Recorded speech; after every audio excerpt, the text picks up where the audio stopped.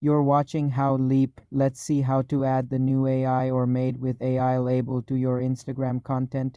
Currently, Instagram automatically applies a Made with AI label when it detects content created or significantly edited with artificial intelligence tools. This is not a manual setting you can turn on or off per post. To potentially trigger this label, you must use AI-powered editing apps like Photoshop's Generative Fill, certain TikTok effects, or Midjourney for images, and then upload that content to Instagram.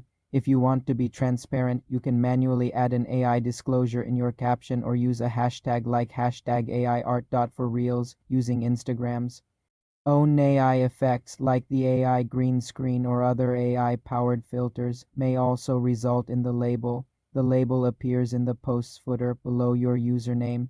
As of now, there is no option in Instagram settings to manually add or remove this automated label for individual posts. For more simple Instagram updates and feature tutorials, subscribe to the channel.